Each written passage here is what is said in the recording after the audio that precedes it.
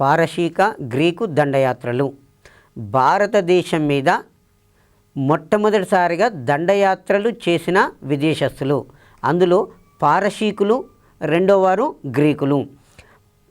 పారశీక Greek దండయాత్రలు ఎలా తెలుస్తున్నాయి అంటే, పంజాబ్ ప్రాంతంలో లభించినటువంటి పురాతన బంగారము, వెండి మరియు పర్షియన్ నాణాల ఆధారంగా ఈ దండయాత్ర యొక్క విశేషాలు మనకు తెలవడం అనేది జరుగుతుంటుంది. పంజాబ్ ప్రాంతంలో లభించినటువంటి త్రవ్వకాలలో లభించినటువంటి నాణాలు, ఎవరి నాణాలు? పర్షియన్ల యొక్క నాణాలు. ఆ పర్షియన్ల యొక్క నాణాల వలన పర్షియన్ల యొక్క దాడులు, గ్రీకుల యొక్క దండయాత్రలు మనకు తెలవడం అనేది జరుగుతుంది. పారశీకమే పర్షియా. పర్షియా దేశాన్ని ప్రస్తుతము ఇరాన్ అని పిలుస్తున్నారు. ఎగ్జాంపుల్ అడిగే క్వశ్చన్ ఏంటంటే, పర్షియా యొక్క ప్రస్తుత పేరు ఇరాన్, ఇరాన్ యొక్క పూర్వ పేరు పర్షియా. ఇరాన్ యొక్క పూర్వ పేరు పర్షియా, పర్షియా యొక్క ప్రస్తుత పేరు ఇరాన్ అని పిలుస్తున్నారు. ఆ తర్వాత క్రీస్తు పూర్వము 550-530 సంవత్సరాల మధ్య పర్షియా ప్రభువు సైరస్ వాయవ్య భారతదేశాన్ని జయించాడు. క్రీస్తు పూర్వము 550-530 సంవత్సరంలో పర్షియా దేశాన్ని పరిపాలించిన చక్రవర్తి సైరస్, ఇతను భారతదేశం యొక్క వాయవ్య ప్రాంతం మీద దాడి చేసి వాయవ్య ప్రాంతాన్ని జయించాడు. ఆ తర్వాత క్రీస్తు పూర్వము 522-486 సంవత్సరాల మధ్యకాలంలో పర్షియా దేశాన్ని పరిపాలించే మొదటి డేరియస్ భారతదేశం యొక్క వాయవ్య ప్రాంతం మీద దాడి చేసి పంజాబ్ అనే ప్రాంతాన్ని జయించాడు. పర్షియాను పరిపాలించే చక్రవర్తి మొదటి డేరియస్ క్రీస్తు పూర్వం 522-486 సంవత్సరాల మధ్యకాలంలో భారతదేశం మీద దాడి చేసి పంజాబ్ అనే రాష్ట్రాన్ని జయించాడు. ఈ విధంగా భారతదేశం యొక్క వాయవ్య ప్రాంతము పర్షియన్ల పాలనలో ఒక 200 సంవత్సరాలు ఉండిపోవడం అనేది జరిగింది. ఆ తర్వాత ఒక 200 సంవత్సరాలు ఉండిపోవడం అనేది జరిగింది. ఆ తర్వాత గ్రీకుల యొక్క దండయాత్రలు. గ్రీకు దేశము యూరప్ ఖండంలో ఉంటుంది. గ్రీకు దేశము యూరప్ ఖండంలో ఉంటుంది. గ్రీకు దేశంలో మాసిడోనియా అనే ప్రాంతానికి రాజు ఫిలిప్. గ్రీకు దేశంలో మాసిడోనియా అనే ప్రాంతానికి రాజు ఫిలిప్. ఫిలిప్ యొక్క కుమారుడు అలెగ్జాండర్. ఫిలిప్ యొక్క కుమారుడు అలెగ్జాండరు. ఈ అలెగ్జాండర్కు ప్రపంచ విజేత కావాలనే కోరిక బలంగా ఉన్నది. సో కాబట్టి ఇతను తండ్రి మరణము తర్వాత మాసిడోనియాకు రాజయ్యి ఆసియా మైనరు, పాలస్తీనా, ఈజిప్టు మొదలైన దేశాలను జయించాడు. తదంతరము ఇరాన్ దేశం మీద దాడి చేశాడు. ఇరాన్ దేశాన్ని జయించిన తర్వాత భారతదేశాన్ని కూడా జయించాలనేది కోరిక ఉండింది. ఎందుకు అంటే భారతదేశం యొక్క వాయవ్య ప్రాంతము పర్షియా దేశంలో భాగంగా ఉన్నది. కాబట్టి భారతదేశం యొక్క వాయవ్య ప్రాంతాన్ని కూడా జయించినట్లయితే సమైక్య పర్షియాను జయించినట్లుగా ఉంటుంది అన్న ఉద్దేశంతో అలెగ్జాండరు భారతదేశం మీద దండయాత్ర చేశాడు. క్రీస్తు పూర్వము 327 సంవత్సరంలో అలెగ్జాండరు భారతదేశం మీద దండయాత్ర చేశాడు. అలెగ్జాండరు భారతదేశం మీద దండయాత్ర చేసేనాడు భారతదేశం యొక్క వాయవ్య ప్రాంతంలో జీలము, బియాస్ నదుల మధ్యన 7 రాజ్యాలు ఉన్నవి. అలెగ్జాండర్ దండయాత్ర చేసే నాటికి భారతదేశం యొక్క వాయవ్య ప్రాంతంలో 7 రాజ్యాలు ఉన్నవి. ఈ 7 రాజ్యాలు కూడా జీలము మరియు బియాస్ నదుల మధ్య ప్రాంతంలో ఉండి పరస్పరము కలహించుకుంటూ ఉన్నాయి. ఐక్యంగా లేకుండా ఇవి శత్రుత్వం వహించి ఉన్నవి. సో కాబట్టి తక్షశిల రాజ్యాన్ని పరిపాలించే అంబి అనేవాడు యుద్ధం చేయకుండానే అలెగ్జాండర్కు లొంగిపోయాడు. భారతదేశ చరిత్రలో మొట్టమొదటి దేశద్రోహి తక్షశిల రాజు అంబి. ఇక్కడ ఒక విషయం గుర్తించండి, భారతదేశం మీద ఏ విదేశస్థుడు దాడి చేసి విజయం సాధించిండు అంటే దానికి ప్రధానమైన కారణము దేశద్రోహులైనటువంటి భారతీయులు వచ్చిన విదేశస్థునికి సహకారము అందించడం వలనే విదేశస్థులు ఈజీగా మన భారతదేశాన్ని జయించగలిగారు. సో కాబట్టి భారతదేశ చరిత్రలో మొట్టమొదటి దేశద్రోహి అంబి. అంబి అనేవాడు తక్షశిల ప్రాంతాన్ని పరిపాలిస్తుండేవాడు. అంబీకి శత్రువు ఎవరు అంటే పౌరరాజు. జీలం చీనా నదుల మధ్యన పరిపాలించే పౌరరాజుకు అంబీకి పడదు. కాబట్టి అంబి అనేవాడు యుద్ధం చేయకుండా అలెగ్జాండర్కు లొంగిపోయాడు. జీలం చీనాబ్ నదుల మధ్య ప్రాంతాన్ని పరిపాలిస్తున్న పురుషోత్తముడు అనే రాజు, ఆయననే పోరసు అంటారు. పురుషోత్తముడికి మరొక పేరు పోరసు అంటారు. ఇతను అలెగ్జాండర్ను ఎదిరించాడు. ఎగ్జామ్లో అడిగే క్వశ్చన్ ఏంటంటే అలెగ్జాండర్ను ఎదిరించిన భారతీయ రాజు, అలెగ్జాండర్ను ఎదిరించిన భారతీయ రాజు పురుషోత్తముడు లేదా పోరస్. జీలం నది యుద్ధము క్రీస్తు పూర్వము 326 సంవత్సరంలో జరిగింది. క్రీస్తు పూర్వము 326 సంవత్సరంలో జీలం నది యుద్ధము జరిగింది. ఈ జీలం నది యుద్ధము ఎవరెవరి మధ్యన జరిగింది? వచ్చిన విదేశస్థుడైనటువంటి అలెగ్జాండర్కు భారతీయ రాజు అయినటువంటి పురుషోత్తమునికి మధ్యన జీలం నది యుద్ధము జరిగింది. ఈ జీలం నది యుద్ధంలో భారతీయ పాలకుడు పురుషోత్తముడు ఓటమి చెందాడు. విదేశస్థుడైనటువంటి అలెగ్జాండరు విజయం సాధించాడు. అయితే గతంలో ఫస్ట్ టైం టెట్ ఎగ్జామ్ పెట్టినప్పుడు అందులో అడిగాడండి, జీలం నది యుద్ధంలో అలెగ్జాండర్ విజయం సాధించి భారతీయ పాలకుడైనటువంటి పురుషోత్తముడు ఓటమి చెందడానికి గల కారణాలు. చాలా ఇంపార్టెంట్ అండి, దీన్ని మనం ఎలా మైండ్లో పెట్టుకోవాలి. జీలం నది యుద్ధంలో భారతీయ పాలకుడు ఓడిపోయి విదేశస్థుడైనటువంటి అలెగ్జాండర్ విజయం సాధించడానికి గల కారణాలు. నెంబర్ 1 పాయింట్ భారతీయ రాజుల అనైక్యత. నెంబర్ 1 పాయింట్ ఏంది? భారతీయ రాజుల అనైక్యత. రెండవది అంబి, తక్షశిల రాజు అయినటువంటి అంబి యుద్ధంలో అలెగ్జాండర్కు సహకరించుట.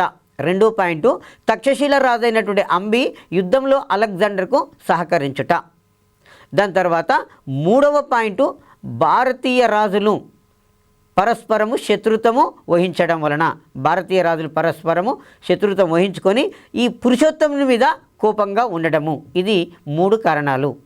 జీలం నది యుద్ధంలో అలెగ్జాండర్ విజయం సాధించడానికి గల కారణం భారతీయ రాజుల అనైక్యత, తక్షశిల రాజు అంబి యుద్ధంలో అలెగ్జాండర్కు సహాయం చేయడం వలన పురుషోత్తమునిపై గల ద్వేషము. ఈ 3 కారణాలు తప్పనిసరిగా ఫస్ట్ టైం టెట్ ఎగ్జామ్లో అడిగాడు. దాన్ని కేర్ఫుల్గా చూసుకోవాల్సిన అవసరం ఉంటుంది. ఆ తర్వాత జీలం నది అలెగ్జాండర్కు సంపూర్ణ భారతదేశం జయించాలనే కోరిక ఉన్నది. ఆయన కోరిక తీరకుండానే తను మళ్ళీ తిరిగి మాతృదేశానికి ప్రయాణం కావడం అనేది జరిగింది. అలెగ్జాండరు భారతదేశం పూర్తిగా జయించకుండానే వెనుకకు మరలిపోవటానికి గల కారణాలు.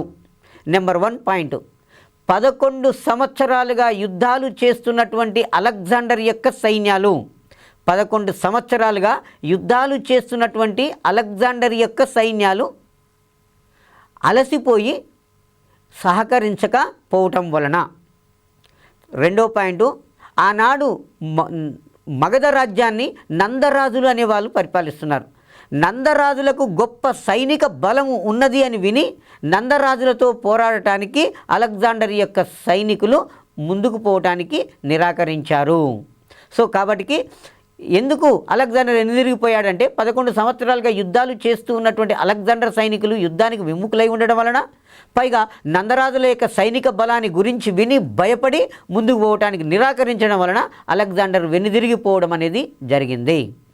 మరి అలెగ్జాండరు భారతదేశం మీద జయించిన తర్వాత జరిగినటువంటి ఫలితాలు: ఐరోపా ఖండానికి భారతదేశానికి మధ్య రవాణా సౌకర్యాలు మెరుగుపడ్డవి. ఐరోపా ఖండానికి భారతదేశానికి మధ్యన రవాణా సౌకర్యాలు మెరుగుపడ్డవి. దాని తదనంతరము ఇండో గ్రీక్ సాంప్రదాయాలు అభివృద్ధి చెందినవి. తర్వాత ఇండియా గ్రీకు దేశాల మధ్యన వర్తక వాణిజ్యాలు మెరుగుపడ్డవి. రవాణా సౌకర్యాలు మెరుగుపడ్డవి, సాంప్రదాయాలు అభివృద్ధి చెందినవి, వర్తక వాణిజ్యాలు అనేవి అభివృద్ధి చెందడం అనేది జరిగింది. సో భారతదేశం మీద మొట్టమొదటిసారిగా దండయాత్ర చేసినటువంటి వారు ఎవరు అంటే పర్షియన్ మొట్టమొదటి భారతదేశం మీద దండయాత్ర చేసిన చక్రవర్తి ఎవరంటే పర్షియా రాజు సైరస్. ఇతని యొక్క దండయాత్ర 550-530 సంవత్సరాల మధ్య జరిగింది. రెండవసారి పర్షియా రాజు ఎవరు దండయాత్ర చేశారంటే మొదటి డేరియస్ అనేట ఆయన దండయాత్ర చేశాడు. క్రీస్తు పూర్వం 522 486 సంవత్సరాల మధ్య కాలంలో మొదటి డేరియస్ అనేట ఆయన భారతదేశం మీద దండయాత్ర చేశాడు. అయితే కొన్ని ముఖ్యాంశాలలో ఏముంటుందంటే 516 సంవత్సరం అని ఉంటుంది. మొదటి డేరియస్ యొక్క దండయాత్ర భారతదేశం మీద క్రీస్తు పూర్వము 516 సంవత్సరంలో జరిగింది అన్నట్టుగా ముఖ్యాంశాలు అనే దాంట్లో 6th క్లాస్ సోషల్లో ఉంటుంది. ఈ విధంగా భారతదేశం మీద మొట్టమొదటిసారిగా దండయాత్ర చేసిన విదేశస్తులు ఎవరు అంటే పర్షియన్లు. ఆ పర్షియానే ఇప్పుడు ఇరాన్ అని పిలుస్తున్నాము. రెండవ దేశం ఏదంటే గ్రీకు దేశము. ఆ గ్రీకు దేశము యూరప్ ఖండంలో ఉంటుంది. ఆ గ్రీకు చక్రవర్తి ఎవరు అంటే అలెగ్జాండరు మాసిడోనియా రాజు ఫిలిప్ యొక్క కుమారుడు. ప్రపంచ విజేత కావాలనే కోరికతోటి క్రీస్తు పూర్వం 327 సంవత్సరంలో అతను భారతదేశం మీద దండయాత్ర చేశాడు. అలెగ్జాండర్ భారతదేశం మీద దండయాత్ర చేసే నాటికి భారతదేశం యొక్క వాయవ్య ప్రాంతంలో జీలం బియాస్ నదుల మధ్యన 7 రాజ్యాలు ఉన్నవి. ఈ 7 రాజ్యాలు పరస్పరం కలహించుకుంటూ ఉండడం అనేది జరిగింది.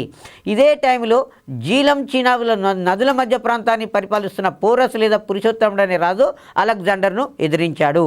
తక్షశిల పాలకుడైనటువంటి అంబి అలెగ్జాండర్కు లొంగిపోవడం అనేది జరిగింది. అలెగ్జాండర్కు పురుషోత్తమునికి మధ్యన క్రీస్తు పూర్వం 326 సంవత్సరంలో జీలం నది యుద్ధము జరిగింది. జీలం నది యుద్ధంలో విదేశస్థుడైనటువంటి అలెగ్జాండర్ విజయం సాధించాడు. భారతీయ పాలకుడు పోరస్ పురుషోత్తముడు ఓటమి చెందడం అనేది జరిగింది. జీలం నది యుద్ధంలో విదేశస్థుడైన అలెగ్జాండర్ విజయం సాధించడానికి గల కారణాలు నెంబర్ 1 పాయింట్ తక్షశిల రాజు అయినటువంటి అంబి యుద్ధంలో అలెగ్జాండర్కు సహకరించడం వలన, తర్వాత రెండవది భారతీయ రాజుల యొక్క అనైక్యత, ఆ తర్వాత మూడవది పురుషోత్తమునిపై గల ద్వేషము అని చెప్పేశాం. అలెగ్జాండర్ ముందు భారతదేశం పూర్తిగా జయించకుండానే వెనుకకు తిరిగిపోవడం అనేది జరిగింది. అలెగ్జాండర్ వెనుదిరిగిపోవడానికి గల ప్రధానమైన కారణాలు తీసుకున్నట్లయితే 11 సంవత్సరాలుగా యుద్ధాలు చేస్తున్నటువంటి అలెగ్జాండర్ యొక్క సైనికులు అలసిపోయి వెనుదిరిగిపోవాలని అతని మీద ఒత్తిడి తెచ్చారు. పైగా నందరాజులకు గొప్ప సైనిక బలం ఉందని విని భయపడి నందులతో పోరాటం చేయడానికి వాళ్ళు భయపడిపోయి వెనుకంజ వేయడం అనేది జరిగింది. అయితే అలెగ్జాండరు వెనుదిరిగి పోతూ మార్గమధ్యంలోనే క్రీస్తు పూర్వం 323 సంవత్సరంలో, కొన్ని పుస్తకాలలో 324 ఉంటుందండి, డిగ్రీ పుస్తకాలలో, ఇంటర్మీడియట్ పుస్తకాలలో తీసుకుంటేనేమో 324 ఉంటుంది. ఆ తర్వాత 6th క్లాస్ సోషల్లో తీసుకుంటేనేమో క్రీస్తు పూర్వం 323 ఉంటుంది. 6th క్లాసు సోషల్లో అలెగ్జాండర్ మరణించిన సంవత్సరము క్రీస్తు పూర్వం 323 ఉంటే ఇంటర్మీడియట్ పుస్తకంలో 324 ఉంటుంది. ఆ 24 స్కూల్ అసిస్టెంట్ వాళ్ళకి పనికి వస్తుంది, 23 ఎడ్జిటి వాళ్ళకి పనికి వస్తూ ఉంటుంది. సో క్రీస్తు పూర్వం 323 సంవత్సరంలో అలెగ్జాండరు బాబిలోనియాలో జ్వర పీడితుడై మరణించాడు. చాలా ఇంపార్టెంట్ అండి. అలెగ్జాండర్ మరణించిన ప్రాంతము బాబిలోనియా. ఏ సంవత్సరంలో మరణించాడు అంటే క్రీస్తు పూర్వం 323 సంవత్సరంలో, క్రీస్తు పూర్వము 323 సంవత్సరంలో మరణించాడు. ఆ తర్వాత అలెగ్జాండర్ యొక్క దండయాత్ర ఫలితాలు ఏం జరిగినాయంటే ఐరోపా భారతదేశాల మధ్యన రవాణా సౌకర్యాలు మెరుగుపడ్డవి. భారతదేశానికి గ్రీకు దేశానికి సాంప్రదాయాలు అనేవి అభివృద్ధి చెందినవి. తర్వాత గ్రీకు దేశాల మధ్యన గ్రీకు దేశాల మధ్యన వర్తక వాణిజ్యాలు అనేవి బాగా అభివృద్ధి చెందినవి జరిగినవి. ఆ తర్వాత భారతదేశంలో క్రీస్తు పూర్వము 16 రాజ్యాలు ఏర్పడ్డవి.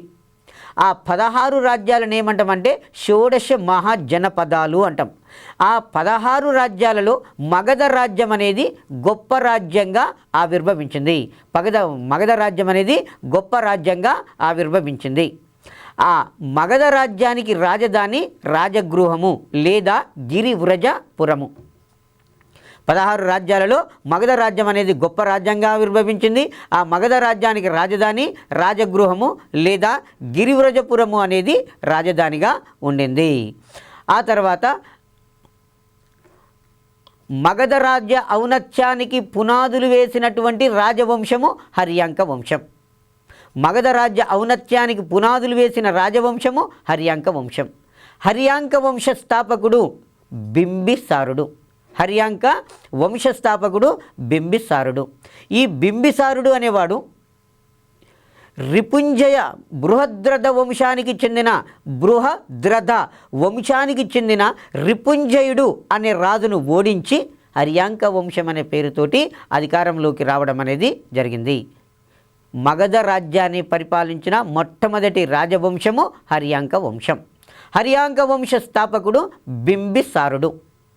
బింబిసారుడు బృహద్రథ వంశాన్ని నిర్మూలించి దాని రాజైనటువంటి రిపుంజయుని చంపేసి మగధ ప్రాంతాన్ని ఆక్రమించుకొని హర్యాంక వంశం అనే పేరుతోటి రాజ్య పరిపాలన చేయడం అనేది జరిగింది. ఆ తర్వాత ఈ బింబిసారుని తర్వాత అతని కుమారుడు అజాతశత్రువు అనేట ఆయన అధికారంలోకి వచ్చాడు. అజాతశత్రువు అనేవాడు గంగా సోన్ నదుల మధ్య ప్రాంతంలో అజాతశత్రువు గంగా సోన్ నదుల మధ్య ప్రాంతంలో పాటలీపుత్రం అనే నగరాన్ని నిర్మించాడు. ఈ పాటలీపుత్రం అనేది దాదాపు 1000 సంవత్సరాలు భారతదేశానికి రాజధానిగా ఉండింది. భారతదేశంలో ఏర్పడినటువంటి ప్రతి రాజవంశానికి పాటలీపుత్రం అనేది రాజధానిగా ఉండింది. ఈ పాటలీపుత్రం ఉన్న ప్లేస్లోనే నేడు బీహార్ రాజధాని పాట్నా ఉన్నది. ఆ తర్వాత మగధను పరిపాలించిన రాజవంశాలు హర్యాంక వంశము, శిశునాగ వంశము, నంద వంశము, మౌర్య వంశము మొదలైనవి మగధను పరిపాలించినటువంటి రాజవంశాలు. హర్యాంక వంశము, శిశునాగ వంశము, నంద వంశము, మౌర్య వంశం అనేవి ఉన్నవి. పాటలీపుత్రం ఉన్నటువంటి స్థలంలో నేడు బీహార్ రాజధాని పాట్నా అనేది ఉన్నది. తర్వాత మగధను పరిపాలించిన మొట్టమొదటి రాజు బింబిసారుడు. బింబిసారుడు క్రీస్తుపూర్వము 544 సంవత్సరం నుంచి క్రీస్తుపూర్వము 493 సంవత్సరాల మధ్యకాలంలో మగధను పరిపాలించాడు. బింబిసారుడు బృహద్రథ వంశపు చివరి రాజైన రిపుంజయుని ఓడించి 540 క్రీస్తుపూర్వం 544 సంవత్సరంలో రాజ్యానికి రావడం అనేది జరిగింది. హర్యాంక వంశ స్థాపకుడు బింబిసారుడు. ఇతను గౌతమ బుద్ధునికి సమకాలికుడు. బింబిసారుడు గౌతమ బుద్ధునికి సమకాలికుడు. గౌతమ బుద్ధుణ్ణి ఆదరించాడు. ఆ తర్వాత బింబిసారుని యొక్క కుమారుడు అజాతశత్రువు. అజాతశత్రువు తన తండ్రి అయినటువంటి బింబిసారుణ్ణి క్రీస్తుపూర్వం 493 సంవత్సరంలో హత్య చేసి రాజ్యానికి రావడం అనేది జరిగింది. బింబిసారునికి ఒక బిరుదు ఉన్నదండి, సేనియా అనే బిరుదు ఉన్నది. బింబిసారునికి గల బిరుదు సేనియా అనే బిరుదు బింబిసారునికి కలదు. సేనియా అనే బిరుదు. బింబిసారుని తర్వాత అతని కుమారుడు అజాతశత్రువు అనేట ఆయన అధికారంలోకి వచ్చాడు. అజాతశత్రువు క్రీస్తుపూర్వము 492 సంవత్సరం నుంచి 460 సంవత్సరాల మధ్య పరిపాలించాడు. ఇతను లిచ్చవి అనేది ఒక రాజవంశం. లిచ్చవి అనే రాజవంశం మీద దాడి చేసి వారి రాజధాని వైశాలిని ఆక్రమించుకోవడం అనేది జరిగింది. ఈ అజాతశత్రువు తూర్పు ప్రాంతాన్ని మొత్తం జయించి తన విజయాలకు గుర్తుగా పాటలీపుత్రం అనే మహానగరాన్ని నిర్మించాడు. ఆ తర్వాత అజాతశత్రువు గౌతమ బుద్ధుని ఆదరించాడు. ఆ తర్వాత గౌతమ బుద్ధునికి ఇతను శిష్యుడు కావడం అనేది జరిగింది. అజాతశత్రువు మొదటి బౌద్ధ సంగీతిని రాజగృహంలో ఏర్పాటు చేశాడు. ఈ మొదటి బౌద్ధ సంగీతికి మహాకాశ్యపుడు అనేవాడు అధ్యక్షత వహించడం అనేది జరిగింది. బౌద్ధ మత మహాసభలను సంగీతులు అంటారు. మొత్తం కూడా 4 సంగీతులు జరిగినవి. అందులో మొదటి బౌద్ధ సంగీతి రాజగృహంలో అజాతశత్రువు అనే రాజు నిర్వహించాడు. దానికి మహాకాశ్యపుడు అనేవాడు అధ్యక్షత వహించాడు. ఈ మొదటి బౌద్ధ సంగీతిలోనే బౌద్ధ మత పవిత్ర గ్రంథాలను త్రిపీఠకాలు అంటారు. ఆ త్రిపీఠకాలలో సుత్తపీఠకము, వినయపీఠకాన్ని మొదటి బౌద్ధ సంగీతిలో క్రోడీకరించడం అనేది జరిగింది. ఆ తర్వాత ఈ అజాతశత్రువు అనేవాడు మహాశిలకంటక, రథముసలం అనే ఆయుధాలను యుద్ధాలలో ఉపయోగించాడు మొదటిసారిగా. చాలా ఇంపార్టెంటు. యుద్ధంలో మహాశిలకంటక, రథ ముసలము అనే ఆయుధాలను యుద్ధంలో ఉపయోగించిన మొట్టమొదటి భారతీయ రాజు ఎవరు అంటే అజాతశత్రువు. మొట్టమొదటి భారతీయ రాజు ఎవరు? అజాతశత్రువు అనేవాడు యుద్ధ భూమిలో మొట్టమొదటిసారిగా మహాశిలకంటక, రథ ముసలము. మహాశిలకంటక అంటే బరువైన రాళ్లను విసిరే యంత్రము. తర్వాత రథముసలము రథానికి కట్టినటువంటి రాళ్ళు, రథానికి బలమైనటువంటి రాళ్ళను కట్టి ఆ రథం ద్వారా ఆ రాళ్ళను విసరడం అనేది జరుగుతూ ఉండేది. ఆ తర్వాత హర్యాంక వంశంలో చిట్ట చివరి రాజు నాగదాసకుడు. హర్యాంక వంశంలో చిట్ట చివరి వాడు నాగదాసకుడు. హర్యాంక వంశాన్ని 5 రాజులు పరిపాలిస్తారు. ఈ 5 రాజులు కూడా పితృహంతకులే. 5 రాజులు కూడా పితృహంతకులే. హర్యాంక వంశంలో చిట్ట చివరి రాజు నాగదాసకుడు. హర్యాంక వంశ స్థాపకుడు బింబిసారుడు. చివరి రాజు నాగదాసకుడు. నాగదాసకుని పాలన పట్ల ప్రజలు విసిగిపోయారు. నాగదాసకుని పాలన పట్ల ప్రజలు విసిగిపోయి శిశుపాలుని రాజుగా ఎన్నుకోవడం అనేది జరిగింది. శిశునాగుని రాజుగా ఎన్నుకోవడం అనేది జరిగింది. హర్యాంక వంశం అంతరించిన తర్వాత మగధను పరిపాలించిన 2వ రాజవంశము శిశునాగ వంశము. దాన్ని శైశునాగ వంశము అంటాం. శైశునాగ వంశమన్నా శిశునాగ వంశమన్నా ఒకటే. శిశునాగ వంశస్థాపకుడు శిశునాగుడు. శిశునాగ వంశస్థాపకుడు శిశునాగుడు. శిశునాగుని తర్వాత అతని కుమారుడు కాలాశోకుడు అనేవాడు రాజ్యానికి వచ్చాడు.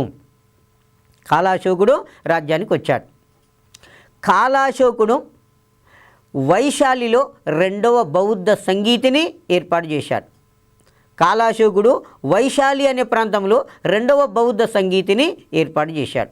ఈ 2వ బౌద్ధ సంగీతికి సబకామి అనేవాడు అధ్యక్షత వహించడం అనేది జరిగింది. కాలాశోకుని కాలంలో మొదట రాజధాని వైశాలి, ఆ తర్వాత పాటలీపుత్రానికి మార్చబడింది. కాలాశోకుడు అనేవాడు మగధ రాజ్యాన్ని పరిపాలించినప్పుడు మొదట రాజధాని వైశాలి ఉండింది. ఆ తర్వాత రాజధాని ఎక్కడికి మార్చబడింది అంటే పాటలీపుత్రానికి మార్చబడింది. తర్వాత కాలాశోకుని అతని 10 మంది కుమారులు ఒక ప్రమాదంలో చంపబడ్డరు అని ఉంటుంది. మహాపద్మనందుడు శిశునాగ వంశపు రాజైన కాలాశోకుని అతని 10 మంది కుమారులను చంపి రాజ్యాన్ని ఆక్రమించుకోవడం అనేది జరిగింది. మహాపద్మనందుడు అనే రాజు శైశునాగ వంశంలో చివరి రాజు అయినటువంటి కాలాశోకుని, తర్వాత అతనికి 10 మంది కుమారులు ఉండి ఆ 10 మంది కుమారులను చంపేసి మగధ రాజ్యాన్ని ఆక్రమించాడు. మగధ రాజ్యాన్ని ఆక్రమించి నందవంశం అనే పేరుతోటి ఇతను అధికారంలోకి రావడం అనేది జరిగింది. మహాపద్మనందునికి ఉగ్రసేనుడు అనే బిరుదుంది. చాలా ఇంపార్టెంట్ అండి. మహాపద్మనందునికి ఉగ్రసేనుడు అనే బిరుదు ఉంటుంది. ఇంతకుముందు ఫస్ట్ టైం చెప్పినప్పుడు హర్యాంక వంశ స్థాపకుడు బింబిసారునికి సేనియా అనే బిరుదు ఉందని చెప్పాను. మహాపద్మనందునికి ఉగ్రసేనుడు అనే బిరుదు ఉంటుంది. నందరాజులు కాల్వలను త్రవ్వించి నీటిపారుదల సౌకర్యాలను మెరుగుపరిచారు. నీటిపారుదల సౌకర్యాలను కల్పించడం అనేది జరిగింది. ఆ తర్వాత నందవంశంలో చివరి రాజు ధననందుడు. ఈ నందులు 9 మంది రాజులు కాబట్టి వీరిని ఏమంటామంటే నవనందులు అని పిలుస్తాం. నందవంశాన్ని 9 మంది రాజులు పరిపాలించారు కాబట్టి ఆ 9 మంది నందరాజులను ఏమంటామంటే నవనందులు అని పిలుస్తాం. మనకు జనపదాలు పోయి మహాజనపదాలు ఆది రాజ్యాలుగా రూపొందినవి. ఆ ఆది రాజ్యాలే భారతదేశంలో 2వ నగరీకరణకు దారితీయడం అనేది జరిగింది. పదము అంటే మార్గము, పథము అంటే మార్గం, జన అంటే ప్రజలు నివసించే ప్రాంతము. జనపదాలు మహాజనపదాలుగా ఏర్పడ్డవి. మహాజనపదాలు ఆది రాజ్యాలుగా ఆవిర్భవించడంతో భారతదేశంలో 2వ నగరీకరణ అనేది జరిగింది. భారతదేశంలో మరి మొదటి నగరీకరణ అంటే సింధు నాగరికత నగర నిర్మాణము, పట్టణ నాగరికత అంటున్నాం. 2వ నగరీకరణ అంటే మహాజనపదాలే ఆది రాజ్యాలుగా ఆవిర్భవించడంతో నగరీకరణ జరిగిపోవడం అనేది జరిగింది. ఈ మహారాజ్యాలలో మొదట 16 రాజ్యాలలో గొప్ప రాజ్యము మగధ రాజ్యం. మగధ రాజ్యాన్ని పరిపాలించిన మొట్టమొదటి రాజవంశము హర్యాంక వంశ స్థాపకుడు బింబిసారుడు.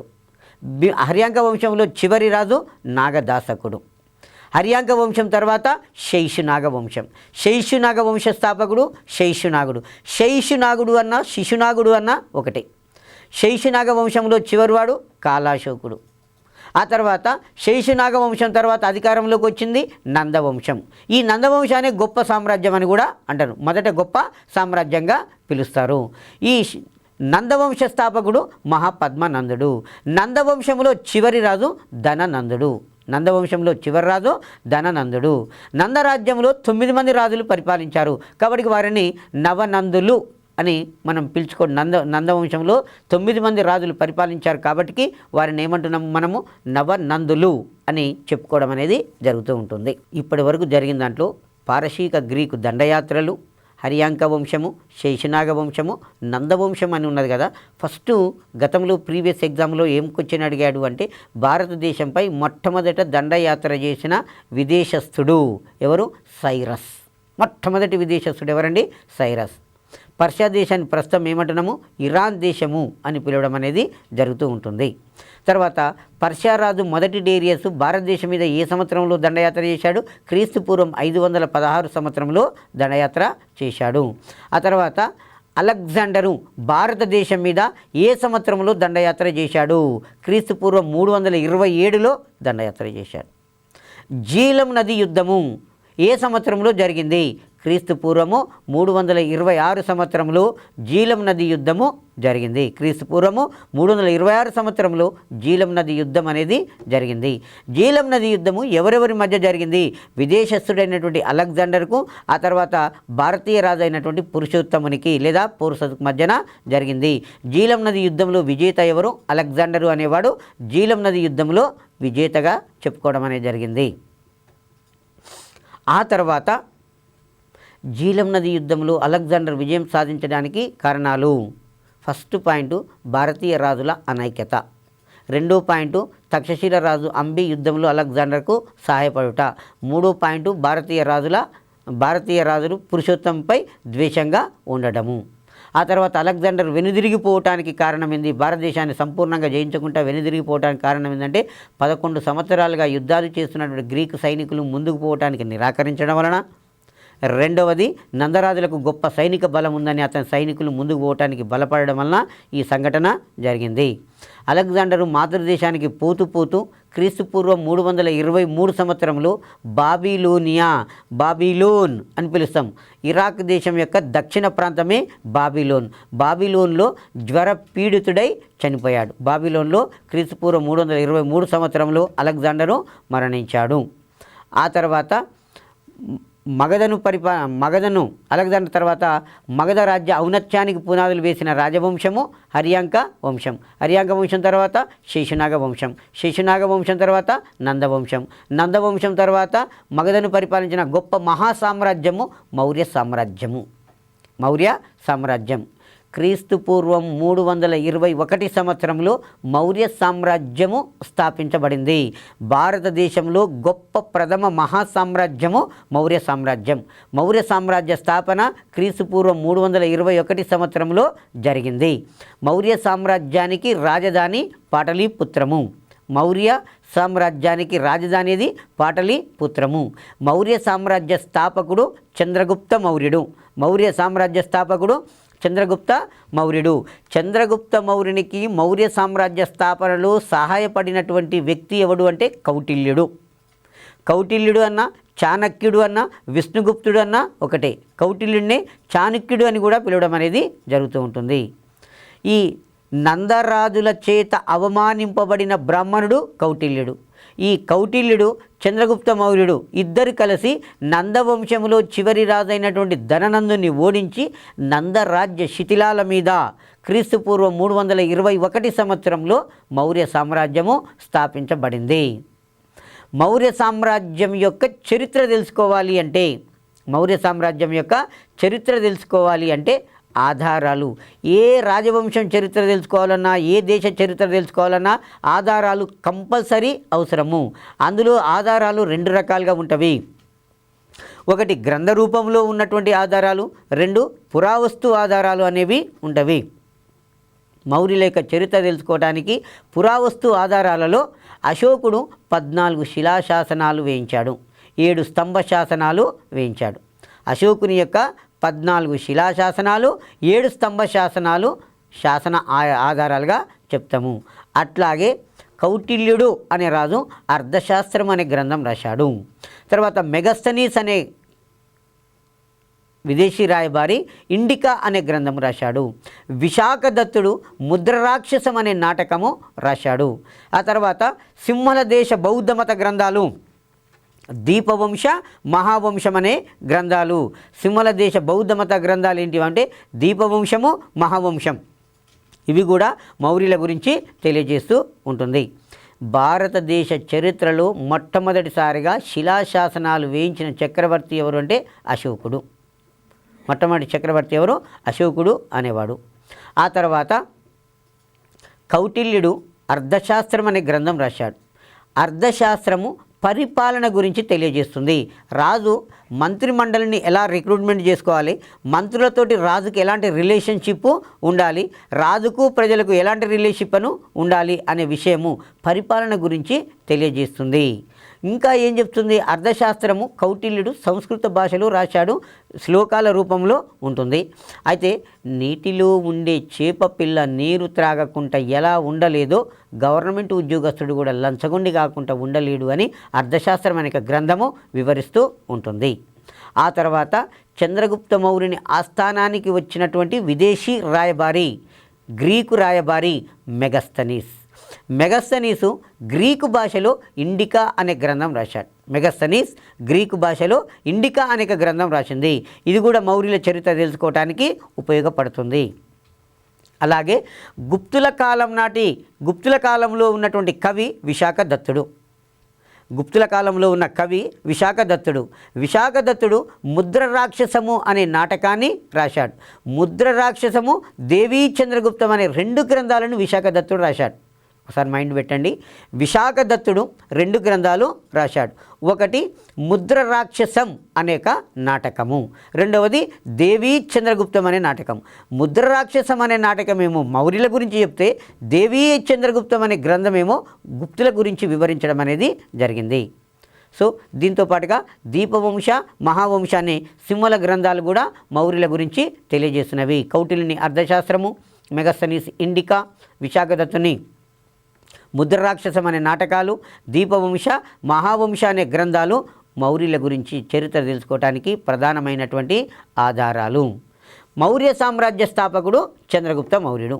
చంద్రగుప్త మౌర్యుని యొక్క ప్రధానమంత్రి, కొన్నిసార్లు ముఖ్యమంత్రి అంటాడు, ప్రధానమంత్రి చంద్రగుప్త మౌర్యుని యొక్క ప్రధానమంత్రి కౌటిల్యుడు. కౌటిల్యుడిని చాణక్యుడు అంటారు, లేదా విష్ణుగుప్తుడు అంటారు. చాణక్యుడు అన్నా విష్ణుగుప్తుడు అన్నా ఒకటే. ఈ చాణక్యుడు అర్థశాస్త్రం అనే గ్రంథము రాశాడు. కొన్ని గ్రంథాలు మౌర్యులను ఏమంటున్నాయంటే, కొన్ని ఇతిహాసాలు వీరిని కులహీనులుగా పేర్కొనడం అనేది జరిగింది. కొన్ని ఇతిహాసాలు ఈ మౌర్యులను కులహీనుడిగా, చంద్రగుప్త మౌర్యుడిని కులహీనుడిగా పేర్కొనడం అనేది జరిగింది. శూద్రుడిగా, క్షత్రుడిగా కూడా కొన్ని గ్రంథాలు పేర్కొనడం అనేది జరుగుతుంది. కులహీనులు అన్నారు, శూద్రులు అన్నారు, క్షత్రియులు అని చెప్పి చంద్రగుప్త మౌర్యుని పేర్కొనడం అనేది జరిగింది. చంద్రగుప్త మౌర్యుని యొక్క తల్లి పేరు ముర. చంద్రగుప్త మౌర్యుని యొక్క తల్లి పేరు ముర. ముర అనే పదము నుండి మౌర్య అనే పదము రావడం అనేది జరిగింది. నందవంశంలో చివరి రాజు ధననందుడు. ఆ నందరాజుకు ఉన్నటువంటి భార్యలలో ముర అనేటామ ఒక ఆమె. ముర అను స్త్రీకి నందరాజు వలన కలిగిన సంతానము కావడం వలన వీరికి మౌర్యులు అనే పేరు రావడం అనేది జరిగింది. ముద్ర రాక్షసము అనే గ్రంథంలో విశాఖదత్తుడు ఏం చెప్పాడు అంటే, ముద్రరాక్షసం అనే గ్రంథంలో విశాఖదత్తుడు చంద్రగుప్తుని బుద్ధుని కాలం నుండి కూడా ఉన్న మౌర్య క్షత్రియ శాఖకు చెందినవాడని ప్రస్తావించినాయి.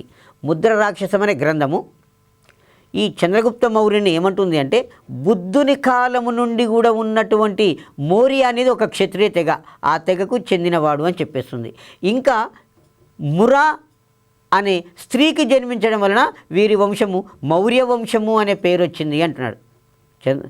ముద్ర రాక్షసం అనే గ్రంథంలో బుద్ధుని కాలం నుండి ఉన్నటువంటి ఒక తెగ మౌర్య అనే తెగ, ఆ మౌర్య అనే క్షత్రియ తెగకు చెందిన వాళ్ళే మౌర్యులు అనే పదం వచ్చిందంటారు. అదే ఇదే ముద్ర రాక్షసం గ్రంథంలో నందరాజుకు ఉన్నటువంటి భార్యలలో ఒక ఆమె పేరు ముర. ఆ ముర అనే సంతతి నుంచి వీరు రాజ్యానికి వచ్చారు కాబట్టి మౌర్య అనే పదము రావడం అనేది జరిగింది అని చెప్పుకుంటున్నారు. మౌర్య శతాబ్దాల నుంచి వచ్చే మౌర్య శబ్దం నుంచి వచ్చిందనే ఒక సిద్ధాంతము ఉన్నది. చంద్రగుప్త మౌర్యుడు సాధించినటువంటి కార్యాలు, ఘనకార్యాలు రెండున్నవి. చంద్రగుప్త మౌర్యుడు సాధించినటువంటి విజయాలు: వాయవ్య భారతదేశాన్ని గ్రీకుల నుండి స్వాధీనం చేసుకున్నాడు. వాయవ్య భారతదేశాన్ని గ్రీకుల నుంచి స్వాధీనం చేసుకున్నాడు. రెండవది, నందరాజులను ఓడించి మగధను ఆక్రమించాడు. నందరాజులను ఓడించి మగధను ఆక్రమించి నందరాజ శిథిలాల మీద మౌర్య సామ్రాజ్యాన్ని స్థాపించడం అనేది జరిగింది. అయితే ఇక్కడ క్వశ్చను ఈ స్కూల్ అసిస్టెంట్ వాళ్ళకి మాత్రమే ఇంపార్టెంటు. ఎడ్జిట్ వాళ్ళు ఏం గుర్తుపెట్టుకోవాలంటే మౌర్య సామ్రాజ్య స్థాపకుడు చంద్రగుప్త మౌర్యుడు, అంతేగా. చంద్రగుప్త మౌర్యునికి రాజ్యస్థాపనలో సహాయపడినవాడు కౌటిల్యుడు. కౌటిల్యునికి చాణక్యుడు, విష్ణుగుప్తుడు అనేక పేర్లు ఉన్నవి. కౌటిల్యునికి చాణక్యుడు, విష్ణుగుప్తుడు అనేక పేర్లు ఉన్నవి. అండ్ దెన్ ఈ చంద్రగుప్త మౌర్యుడు స్కూల్ అసిస్టెంట్ వాళ్ళు గుర్తుపెట్టుకోవాల్సింది, చంద్రగుప్త మౌర్యుడు మొట్టమొదట రాజ్యస్థాపన ఏ ప్రాంతంలో చేశాడు అంటే పంజాబు, సింధు ప్రాంతంలో చేశాడు. చంద్రగుప్త మౌర్యుడు మొట్టమొదటిసారిగా రాజ్యస్థాపన ఎక్కడ చేశాడు అంటే పంజాబు, సింధు ప్రాంతంలో రాజ్యస్థాపన చేశాడు.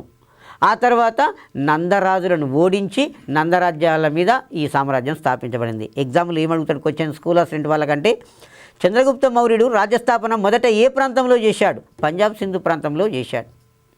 అదే ఎడ్జిటి వాళ్ళైతేనేమో మౌర్య సామ్రాజ్య స్థాపకుడు చంద్రగుప్త మౌర్యుడిని పెట్టుకుంటే సరిపోతుంది. ఈ అలెగ్జాండరు భారతదేశమే జయించి వాయవ్య ప్రాంతాన్ని జయించి తిరిగి వెళ్ళిపోయిన తర్వాత చంద్రగుప్త మౌర్యుడు రాజ్యస్థాపన చేసిన తర్వాత భారతదేశం యొక్క వాయవ్య ప్రాంతంలో అలెగ్జాండర్ ఆక్రమించినటువంటి ప్రాంతాలను తిరిగి జయించడం అనేది జరిగింది. సో కాబట్టి అలెగ్జాండర్ మరణించిన తర్వాత అతని సేనాధిపతులు అతని యొక్క రాజ్యాన్ని పంచుకున్నారు. అలెగ్జాండరు మరణించిన తర్వాత అతని సేనాధిపతులు అతని యొక్క రాజ్యాన్ని పంచుకున్నారు. అందులో సెల్యూకస్ నికేటరు అనేవాడు సిరియా దేశానికి రాజయ్యాడు. సెల్యూకస్ నికేటర్, అలెగ్జాండర్ సేనాధిపతులలో ఒకడైనటువంటి సెల్యూకస్ నికేటరు సిరియా దేశానికి రాజయ్యి అలెగ్జాండర్ జయించినటువంటి ప్రాంతాలు భారతదేశంలో ఉన్నవి, వాటిని చంద్రగుప్త మౌర్యుడు ఆక్రమించాడు కాబట్టి వాటిని తిరిగి జయించుదామని ఆయన 305 సంవత్సరంలో భారతదేశానికి రావడం అనేది జరిగింది. సెల్యూకస్ నికేటర్కు చంద్రగుప్త మౌర్యునికి క్రీస్తుపూర్వం 305 సంవత్సరంలో యుద్ధం జరిగింది. చంద్రగుప్త మౌర్యునికి తర్వాత సెల్యూకస్ నికేటర్కు క్రీస్తుపూర్వం 305 సంవత్సరంలో యుద్ధం జరిగింది. ఈ యుద్ధ భూమిలో సెల్యూకస్ నికేటర్ ఓటమి చెందాడు, చంద్రగుప్త మౌర్యుడు విజయం సాధించాడు. సెల్యూకస్ నికేటరు ఓటమి చెంది చంద్రగుప్త మౌర్యుడు విజయము సాధించాడు. మరి ఈ ఇద్దరి మధ్యన సంధి కుదిరింది. ఈ సంధి ప్రకారంగా బీరటు, కాందహార్, కాబూల్, బెలూచిస్తాన్, సెల్యూకస్ నికేటర్ తన రాజ్యములో భాగంగా ఉన్నటువంటి బీరట్, కాందహార్, కాబూలు, బెలూచిస్తాన్ రాష్ట్రాలను చంద్రగుప్త మౌర్యునికి ఇచ్చాడు. మరియు పైగా తన కూతురు హెలీనాను కూడా చంద్రగుప్త మౌర్యునికి ఇచ్చి వివాహం చేయడం అనేది జరిగింది. ఆ తర్వాత తన రాయబారిగా మెగస్తనీసును పంపాడు. సెల్యూకస్ నికేటరు చంద్రగుప్త మౌర్యుని చేతిలో యుద్ధ భూమిలో ఓటమి చెంది తన కూతురునిచ్చి వివాహం చేయడమే కాకుండా తన రాయబారిగా మెగస్తనీస్ అనేవాడిని ఇతని ఆస్థానానికి పంపడం అనేది జరిగింది. మెగస్తనీస్ ఇతని ఆస్థానంలో ఉండి భారతదేశంలో తను చూసినటువంటి వాటి విషయాలను పేర్కొంటూ ఇండికా అనే గ్రంథాన్ని గ్రీకు భాషలో రచించాడు. ఇండికా అనే గ్రంథాన్ని గ్రీకు భాషలో రచించాడు. చంద్రగుప్త మౌర్యుడు సెల్యూకస్ నికేటర్కు 500 ఏనుగులను బహుకరించాడు. 500 ఏనుగులను బహుకరించడం అనేది జరిగింది.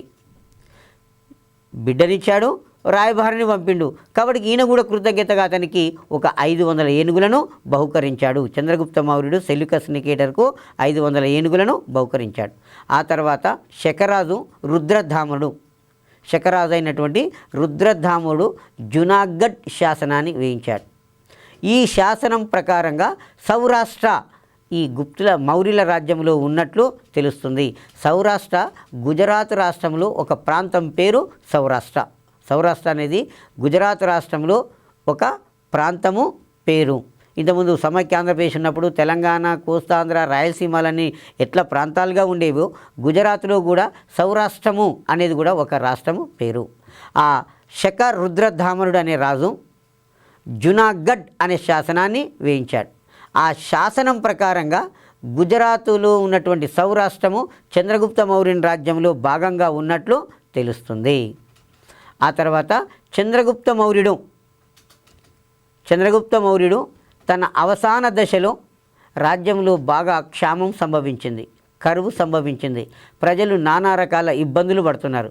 ఆ ఇబ్బందులు పడుతుంటే ప్రజల ఇబ్బందులను చూడలేక సింహాసనాన్ని తన కుమారుడైనటువంటి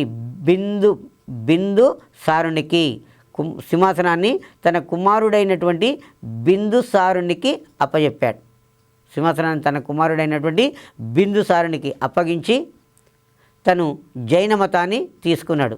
జైన మతాన్ని తీసుకొని భద్రబావుడు అనే వ్యక్తిని వెంటబెట్టుకొని జైన మత సన్యాసి అయినటువంటి భద్రబాహుని వెంటబెట్టుకొని మైసూరు సమీపంలోని శ్రావణ బెల్గోలాకు రావడం అనేది జరిగింది. శ్రావణ బెల్గోలాకు వచ్చాడు. శ్రావణ బెల్గోలాకు వచ్చి కఠినమైన ఉపవాసం, దాన్ని ఏమంటామంటే సల్లేఖన వ్రతము. మనకు ఎగ్జామ్లో క్వశ్చన్ ఇట్లా కూడా వస్తుందండి. సల్లేఖన వ్రతము ఏ మతానికి సంబంధించినది? జైన మతానికి సంబంధించినది. రెండవ క్వశ్చను సల్లేఖన వ్రతము ఆచరించి మరణించిన భారత చక్రవర్తి ఎవరు? సల్లేఖన వ్రతం చేసి మరణించిన భారత చక్రవర్తి ఎవరు? చంద్రగుప్త మౌర్యుడు. చంద్రగుప్త మౌర్యుడు అనేవాడు సల్లేఖన వ్రతం చేసి మరణించాడు. ఆ తర్వాత చంద్రగుప్త మౌర్యుడు తను పరిపాలన చేసేటప్పుడు వ్యవసాయం కొరకు మంచినీటి కోసము గుజరాత్లో సుదర్శనం అనే తటాకాన్ని త్రవ్వించాడు. చాలా చాలా ఇంపార్టెంటు. సుదర్శన తటాకాన్ని గుజరాత్లో త్రవ్వించిన భారత చక్రవర్తి చంద్రగుప్త మౌర్యుడు.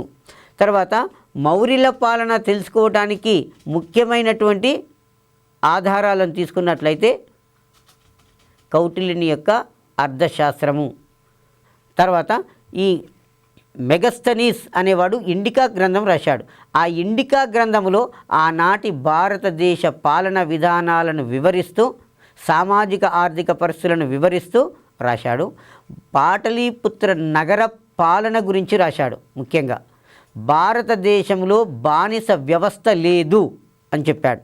భారతదేశంలో బానిస వ్యవస్థ లేదు అని చెప్పాడు. మరియు భారతదేశంలో 7 కులాలు ఉన్నవి అని రాశాడు. ఇది చాలా ఇంపార్టెంట్ అండి. మనకు గత ప్రీవియస్ ఎగ్జామ్లో అడుగుతున్నాడు, చాలాసార్లు కాంపిటేటివ్ ఎగ్జామ్లో వచ్చిన బిట్టు. మెగస్తనీసు గ్రీకు భాషలో ఇండికా గ్రంథం రాశాడు. ఇండికా గ్రంథంలో భారతదేశంలో ఎన్ని కులాలు ఉన్నవి అని రాశాడు. 7 కులాలు ఉన్నవి. ఇండికా గ్రంథంలో ఏ నగర పాలన గురించి పేర్కొనబడింది? పాటలీపుత్రము. ఏ నగర పాలన గురించి? పాటలీపుత్రము అనే నగర పాలన గురించి పేర్కొనడం అనేది జరిగింది. పాటలీపుత్ర నగర పాలన గురించి, సైనిక మండలాల గురించి పూర్తి వివరాలుగా ఉన్నది. నగర పాలన గురించి, సైనిక మండలాలు ఎలా ఉన్నాయి గురించి రాశాడు. బానిసలు లేరని తెలిపిండు. భారతదేశంలో 7 కులాలు ఉన్నాయి. బహుశా ఆ రోజు ప్రజలు అనుసరించే వృత్తులే ఆయన దృష్టిలో కులాలై ఉండవచ్చు. సో చంద్రగుప్త మౌర్యుడు ఎక్కడ చనిపోయాడండి? మైసూరు సమీపంలోని శ్రావణ బెల్గోలాలో చనిపోయాడు. చంద్రగుప్త మౌర్యుడు సింహాసనాన్ని ఎవరికి అప్పగించాడు? తన కుమారుడైనటువంటి బిందుసారునికి అప్పగించాడు. చంద్రగుప్త మౌర్యుని తర్వాత అతని కుమారుడు బిందుసారుడు అనేట ఆయన రాజ్యానికి వచ్చాడు. బిందుసారుడు క్రీస్తు పూర్వం 297 సంవత్సరం నుంచి 273 సంవత్సరాల మధ్యకాలంలో 297 273 సంవత్సరాల మధ్యకాలంలో బిందుసారుడు అనేవాడు పరిపాలించాడు. బిందుసారుడు చంద్రగుప్త మౌర్యుని కుమారుడు. బిందుసారుడు అశోక చక్రవర్తి యొక్క తండ్రి. బిందుసారుడు చంద్రగుప్త మౌర్యునికి కుమారుడు, అశోక చక్రవర్తికి తండ్రి. బిందుసారుడు పశ్చిమాసియా దేశాలతోటి మంచి స్నేహ సంబంధాలను కలిగి ఉండేవాడట. పశ్చిమాసియా దేశాలతోటి మంచి స్నేహ సంబంధాలను కలిగి ఉండేవాడు. ఈ బిందుసారుడు రాజ్య పరిపాలన చేసేటప్పుడు తక్షశిలలో తిరుగుబాటు అనేది జరిగింది. బిందుసారుని కాలంలో ఎక్కడ తిరుగుబాటు జరిగిందంటే తక్షశిలలో. మౌర్యుల కాలంలో 4 రాష్ట్రాలు ఉన్నవి.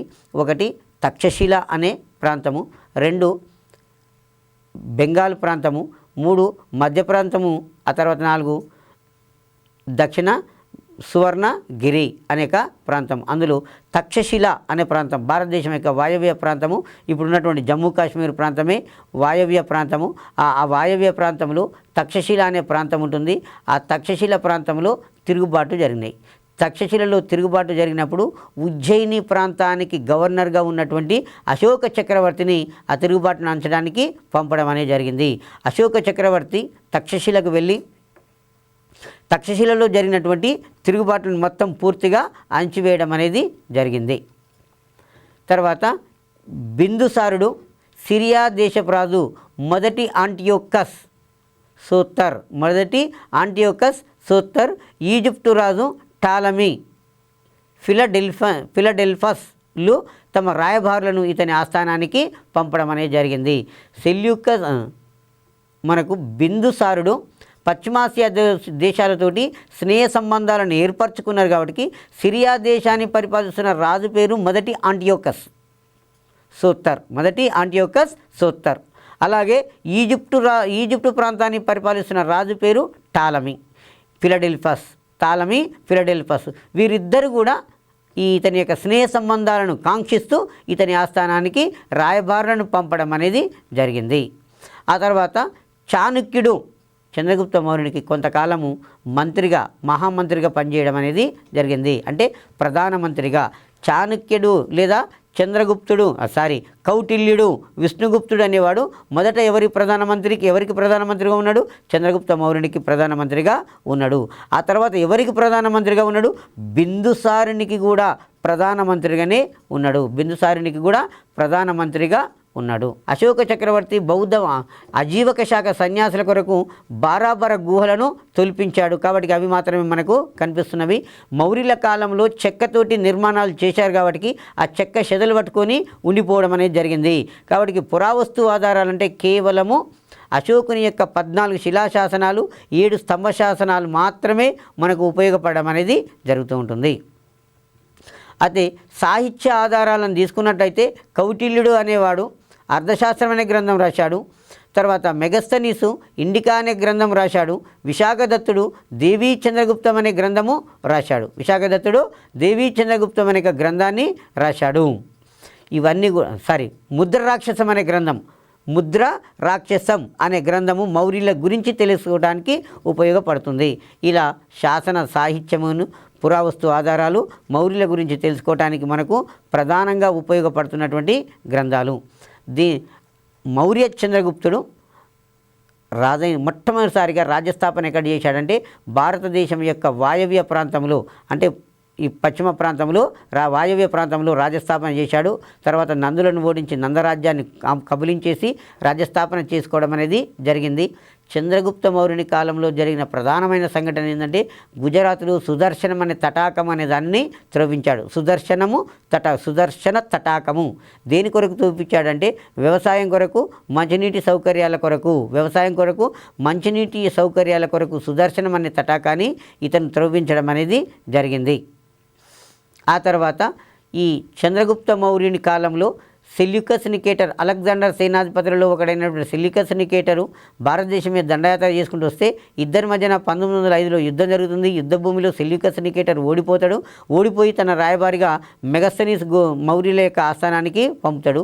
మెగస్తనీస్ ఇండికా అనే గ్రంథాన్ని గ్రీకు భాషలో రాసి భారతదేశంలో ఆనాడు బానిస వ్యవస్థ లేదు అని చెప్పేశాడు. పైగా ప్రజలందరూ కూడా నీతి వర్తనులే అని చెప్పుకోవడం అనేది జరుగుతూ ఉంటుంది.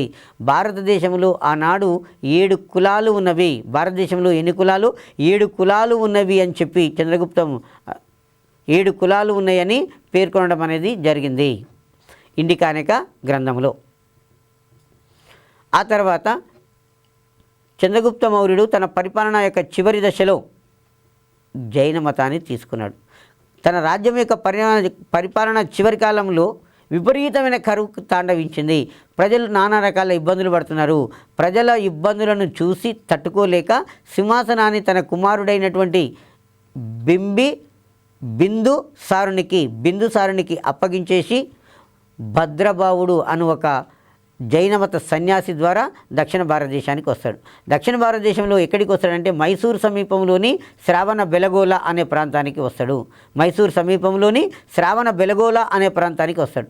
ఆ శ్రావణ బెలగోళలో సల్లేఖన వ్రతము అంటే కఠినమైన ఉపవాసం చేసి ఈయన మరణించడం అనేది జరిగింది. కఠినమైన ఉపవాసం చేసి మరణిస్తాడు. ఇతని తర్వాత ఇతని కుమారుడు బిందుసారుడు, చంద్రగుప్త మౌర్యుని తర్వాత అతని కుమారుడు బిందుసారుడు అనేవాడు అధికారంలోకి వచ్చాడు. ఈ బిందుసారుడు క్రీస్తుపూర్వం 297 నుంచి 273 సంవత్సరాల మధ్యకాలంలో పరిపాలించాడు. ఈ బిందుసారుడు చంద్రగుప్త మౌర్యునికి కుమారుడైతాడు. అశోక చక్రవర్తికి తండ్రి కావడం అనేది జరిగింది. చంద్రగుప్త మౌర్యునికి ఉన్నటువంటి ప్రధానమైన బిరుదు అమిత్రఘాత. ఇది చాలాసార్లు కాంపిటేటివ్ ఎగ్జామ్లో అడుగుతున్నటువంటి బిట్టు. చంద్రగుప్త మౌర్యునికి